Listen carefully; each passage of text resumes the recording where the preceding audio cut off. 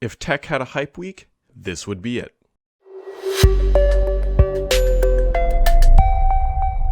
Happy, Friday, friends. I was going to say 2022 because it is the first podcast of 2022, and we are kicking it off with what could only be described in the industry as Hype Week. It's Hype Week because all the tech companies may or may not have gone to Las Vegas, and they may or may not have made some big announcements, but there's a lot of industry announcements that have come out that, you can't touch, you can't buy, you can't benchmark, and all you can do is wait. So it's a great hype week because Nvidia, AMD, Intel, everybody comes out of the woodworks after the holiday season, says, here's our great stuff that's coming this year, and hopefully it lives up to the marketing hype that we're about to deliver. And so on one hand, I'm like really excited. On the other hand, it's like, we gotta temper expectations because all we've seen so far is marketing speak for how awesome everything is going to be in 2022. And so let's just dive into some of the things that I think are more interesting to at least this audience. And I'm obviously very interested in this as well. So we'll kick it off with Nvidia. They obviously announced the 3090 Ti. If you said, I have too much power and my power supply is being utilized enough, do they have the graphics card for you? The 3090 Ti will be another very power hungry chipset coming from the company. Although personally, I'm hoping that this year we actually hear about the 4000 series. That was kind of one of the things that's been floating around. And so we will have to wait and see. But they did also announce the mobile 3080 and 70 Ti's, or if you're watching the keynote, they called it the Ti's. But I think the industry pretty much has accepted Ti. They don't know how to call their own product. Anyways, those things are all coming this year. Honestly, the mobile stuff is probably the more interesting conversation, honestly, throughout much of this podcast, because AMD also came out and announced Ryzen 6000 mobile, which looks, honestly, pretty darn good. Now, granted, take everything I'm saying with like a massive grain of winter salt, because we don't have third-party independent benchmarks for nearly any of this stuff. And so we're just saying, well, it looks great on paper. But it looks like we're getting a lot more cores and a lot more threads and a lot more performance out of these mobile chipsets, which is really, really good. AMD also announced the 5800X 3D, which has the first chip release that has their 3D V-cache technology, which is going to be, I believe, a major component of Zen 4. Honestly, when I heard the way that they're launching this new technology, it was like, I bet this is sort of almost like a pilot, because they just like, we need to get it, because the chipset doesn't make much sense. Like, why announce this specific chip other than the fact that it does, according to them, granted no third-party benchmarks, beat out a 12900K from Intel. Maybe that's the reason why, but they're getting one of their new chips out with this new technology, and maybe they just had the fabrications up and running, like, we'll do this, get this out the door, and keep our crown for a little bit. But they did announce that Zen 4, which will be known as Ryzen 7000, will be coming later this year, and that is something I am absolutely waiting for, because AMD tends to do a lot of fun things with this sort of stuff. Now, keep in mind that Zen 4 will come with a new socket. I believe it's AM4 was the old, or the current, I should say, AMD chipset or whatever. I just lost train of thought there. They're upgrading the socket. I could not think of the word socket because I think it's AM4 is their current socket. And so it will not be truly like backwards compatible, but hey, they already had a couple generations of chips that came out, or a couple releases that all worked on that socket. So it's time for them to update, unlike Intel, who changes it every single time. Speaking of Intel, they also announced a 12th gen KS series chip that is a 5.5 gigahertz CPU that I'm very curious about how this actually works in the thermals and the throttling, because it's already pretty well known that the latest, the 12th gen stuff is very spicy. It's Alderbake is sort of the name that gets tossed around. But the new mobile chipset stuff looks fantastic. It's crazy to think. 14 cores. Now they have their efficiency cores, which really cut away. So it's not 14 like power hungry cores, but it's 14 cores and 20 threads coming into a mobile chipset. And so this looks fantastic. Again, it all looks great on paper, much like the AMD Ryzen 6000, the mobile stuff. It all looks fantastic, but we need some really, truly hardcore independent benchmarks for this stuff just to see how good it is. But on paper, they are promising some massive gains, some massive performance gains, primarily because, again, Alder Lake was not something that was, people will come out and say, well, Alder Lake was just a response to the M1. If you understand how long Intel's been working on Alder Lake, it's been something like 10 years. It's been a long long time. And so this is a really good chipset coming out of the gate for them. Hopefully the next ones are a little bit more maybe efficient and not so hot, especially, speaking of the 12th gen stuff. But either way, it's a really big jump in performance. One thing we did not see, though, from Intel was their Arc GPUs. Now, they did talk about them a little bit, about how they have this new fancy technology that will allow integrated and discrete GPUs to work together, again, as long as they're all from Intel, on the same chipset. And so we didn't get any actual release dates, pricing, or anything else. And so it's expected, I believe, the Arc stuff is supposed to arrive before March of this year. And so I'm guessing they're going to have their own dedicated event, and maybe that's what's worthwhile. I mean, the reality, if I could enunciate it, the reality here is, as long as Intel can come with a competitive mid-range GPU and they can get it on store shelves, they should do all right, because that is you got to go back a couple years and look at AMD's strategy. Yes, for a while they didn't have a quote unquote like 3090 Ti, the top of the range stuff, because they were just making lots of money in the mid-range market, which is where most people buy cards. So as long as Intel can land in that mid region and be competitive on pricing and candidly availability, then they should do okay. So a lot of eyes on them. But nothing that, you can't go out and buy an Arc GPU, you can't go out and buy much of this stuff that has been announced yet again. One of the most interesting things that was announced this week, and there are a couple different devices that fall into this category, but we'll pick on just one. It's the ZenBook Fold. So this is an OLED display. Think of taking, if you're not watching the video, it doesn't even matter, I'm not throwing it, whatever. Think of the Surface Book 3 where you detach the lid and you just have that screen, but it folds. Now, Lenovo has had something similar to this. Samsung obviously makes their foldable stuff.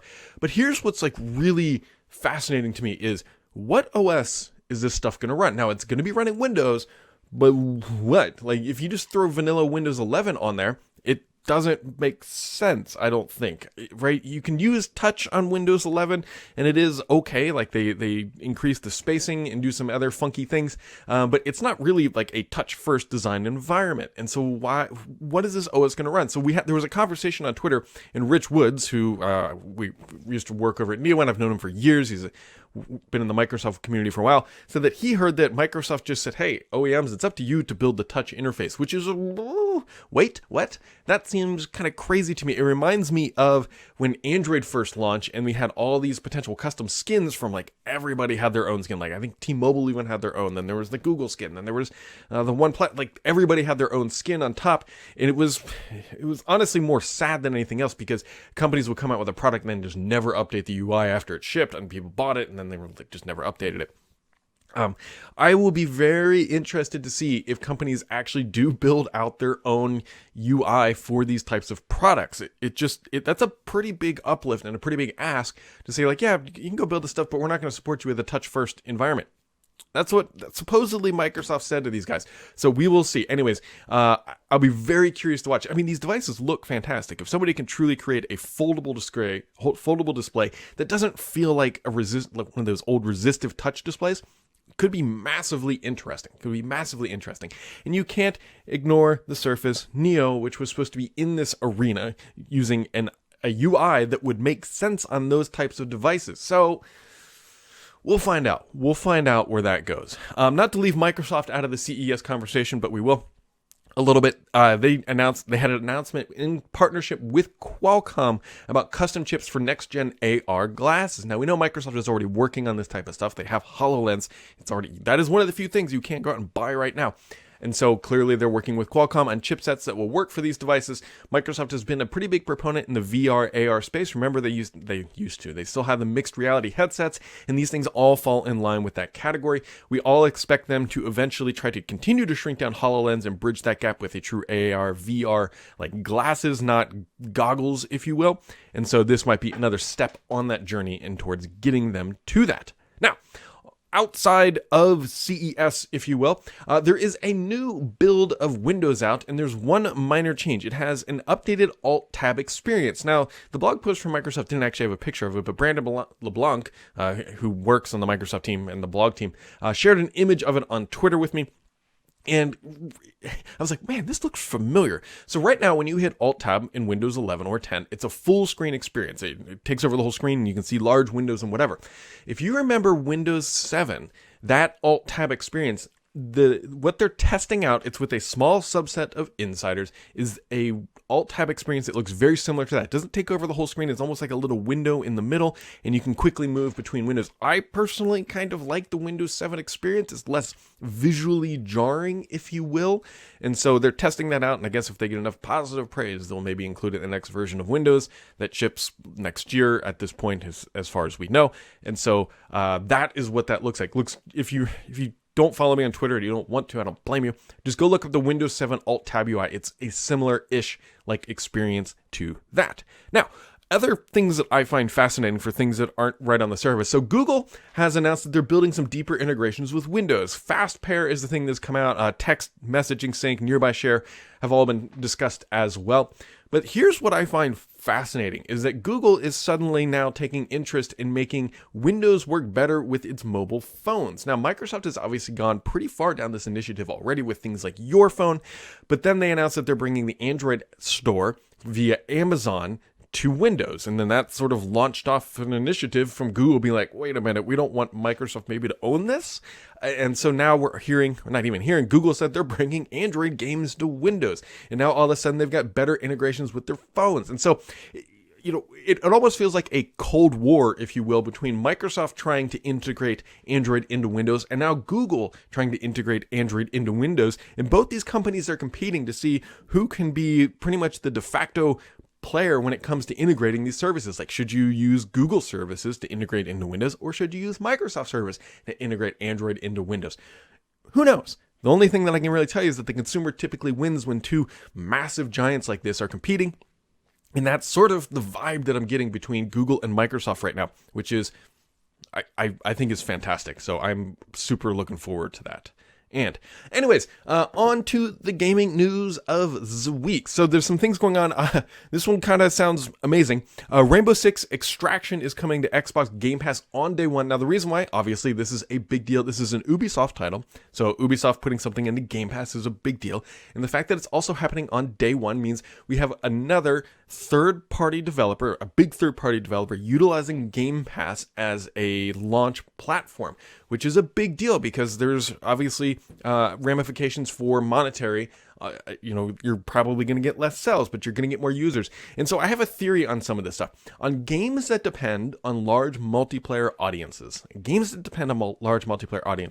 launching into Game Pass on day one might be a very, very lucrative strategy because somebody like myself, I probably would not have bought Rainbow Six Extraction. I probably would not have bought it. But now that's coming to Game Pass on day one, there's probably a pretty good chance that I might buy it, and I will actually start playing that multiplayer because of it. And so it's an interesting multiplayer experience too. It's a game worth checking out, but I think that might be a potential strategy and a marketing pitch for Microsoft. It's like, look, just put it into Game Pass for 2 months or whatever, and get it out there on launch day, and you're going to get a large audience up front, exposure to the title, and then they can buy it if they like it, sort of thing. Now, they're definitely going to lose some sales up front, so I'm assuming that Microsoft is probably tossing them a bone via dollar dues or mini fridge units to get them into that. But super interesting. And then, of course, building on top of that, Ubisoft also announced that it will be bringing Ubisoft Plus subscription to the Xbox platform. So maybe this is like them dabbling a Rainbow Six title out there to get you like it, and then hopefully getting you to jump over to their subscription service. Well, it's another subscription service that you could be paying for. At the end of the day, options are a good thing. The fact that it's natively going to be on Xbox is another good thing. It just makes life easier if you want to go down that route. And so it's hard to complain about having options. Also, a little bit of FUD that needs to be cleared from the shelves. There was some news about Xbox blocking developer mode on Xbox consoles. Jason Rowland came out and said, no, slice that right off. And so typically in this makes sense, especially knowing the time of the year. So Microsoft has an ability for you to turn your Xbox into a dev box and do certain things that entails. Every once in a while, Microsoft goes through and says, look, these are all inactive boxes. We are going to purge them or just disable the functionality for now because it's not being used. And I don't know if they look at it as a security exposure, but they definitely look at it as general maintenance of if you're not actively using it, you probably shouldn't have it enabled because it probably potentially creates a more buggy experience. So they turned it off. And then the headlines went crazy that Microsoft was doing this for various reasons. Like they didn't want emulation. They didn't want Nintendo backwards compatibility through through emulators on their stuff, like just crazy things. And what it just came out to was, no, this is a big nothing burger, and that they were just turning off inactive accounts. You can actively go back in there and re-enable it, but this was just a maintenance thing, and that is what happened. So just kind of keep that in mind. Anyways, jumping over to the questions of the week. We got a long question from JNBCK. Happy Friday, Brad. Happy Friday to you. This is more of a follow-up on a PSA regarding a question I had last week about PC Game Pass. For a child account. Sorry it gets a bit long-winded, but I wanted to explain it full. If you remember, I asked whether I should purchase PC Game Pass under my own account or set up one under my son controlled under the Microsoft Family account. I purchased it on his account by buying a $100 gift card and redeeming it under his account and using it to subscribe. The problem came when playing EA games. Madden, rest in peace, was one of the big titles he wanted to play. EA is very strict regarding child accounts and does not allow underage accounts on the EA platform, which is included with Game Pass. I spoke with EA and Microsoft support on this, and they both told me there is no way around this limitation. Therefore, I had the subscription refunded and then bought it under my account so he can play EA games. The new problem is the $100 gift card has already been redeemed by his account and now is just sitting limbo. Microsoft tells me there is no way to use it to play Game Pass on an adult account or transfer it or refund it. I even tried buying another gift card. No, you can't buy gift cards with gift cards. Using it because money laundering, that's why. Using it, and they also do not allow it. As for now, the plan is just to wait it out and to buy Game Pass when he turns 13 and is allowed to use EA software. That was going to be my recommendation too. Without knowing how old your son is, I was going to say, man, if you can just, I don't believe those credits expire, and so. Yeah, I was going to say, just wait it out. Then when he's 13, it's like, ta-da, you got $100. And that's the birthday gift. So, Happy New Year, Brad, from Sydney2K says, any interesting things that caught your eye at this year's CES? So, aside from the chipset stuff, because I'm deeply fascinated by that, one thing I will tell you that was super interesting is Samsung has a new OLED technology coming to market. Now, this is supposed to be way brighter than LG, and early reports are saying that it's a lot better than LG's OLED. So, especially in terms of brightness, reds, and yellows. So, LG's OLED, the C9, or I have a C9, the C series effectively, is the top dog in the TV market. Like, they're the best displays, but they're OLED, and they're not super bright, and there's burn-in concern. Looks like Samsung is going to be coming out, and this is not mini LED, this is true OLED with some quantum dot stuff tossed on top of it and some of their own spicy new technology. And so we're actually seeing this already in some gaming monitors. I think the new Alienware might be using this OLED display. But either way, the fact that Samsung is coming out with gaming displays means that they're not concerned about burn-in, which is a massive thing. So my big thing that I'm looking forward to coming to market is actually these new Samsung OLED TVs. They, on paper, again, look very, very, very good and look like they're going to be topping LG's already fantastic OLEDs. But I'm guessing that they're going to come at a pretty steep price premium. But even if they do, and then LG's very good OLEDs drop in price, then everybody wins at the end of the day. So that is something that I am absolutely looking forward to. Mr. PKI coming in says, I am confused on the Ubisoft coming to Game Pass on Xbox. Are the games included in Game Pass, or do you have to pay a separate monthly subscription to Ubisoft? I believe you have to pay a separate subscription to Ubisoft. And now that you were done with Halo Infinite campaign, are you still playing multiplayer, or have you gone back to PUBG? I have not gone back to PUBG. I've gone back to Warzone for the most part. I do occasionally still play the campaign because let me qualify that. When I play Warzone, I'm very, very, very rarely playing it by myself. They have a group of friends that I play with, and if they're on, then we're all playing Warzone because that's just the common title we all like. But if I'm jumping on and I'm just trying to kill some time by myself, there's one of 3 titles that I play. I either jump into Halo Infinite just to do some of the side quests because it's non-stressful, just play at your own will, or Forza Horizon 5. I'm still playing that. I don't know if I will ever finish it. And then on occasion too, I'm also jumping into Flight Sim. And so I haven't done too much back into Halo multiplayer yet, mostly because I'm waiting for some of the changes to fully come through, waiting for more maps. And again, if I'm playing a online multiplayer game, typically I just prefer Warzone just because I'm just used to it. And I don't know, that's just where I am. It's just where I am. Yoshi says, do you think Microsoft and Ubisoft are testing the waters for a possible acquisition in the future? It seemed like rumors were strong for the past year that Microsoft wasn't done buying studios, and I always thought Ubisoft was good in that regard. So this adds some color. If you guys remember, it was last summer, or I know what rumors you're talking about. There was this big Microsoft's Mind Ubisoft collaboration. Typically, and this is why I get real dicey about saying this is gonna happen, because it's very clear that these two companies were talking, because we got Rainbow Six coming to Game Pass on day one, and we also have the Ubisoft subscription service coming to Xbox. Very clearly, Ubisoft just doesn't just mail them like a USB key and say, put this on there. Like, it's a collaborative experience and effort, which obviously means that they were talking, which obviously is probably what bled out into the rumors of an acquisition. And so that's why I get dicey about it, because it's not that if I would have come out and said they're buying it, that's wrong. But if I said, yeah, they're talking, that is very clearly accurate because of what has manifested with this actual announcement. As for will this make it more likely for them to acquire them, let me put it this way. This is not going to turn them off from acquiring them, right? If they're integrating deeper into the Xbox world, Microsoft can very clearly see the transactions and the profitability that they're pulling through their platform pretty easily, and they know the type of subscribers that they will be getting.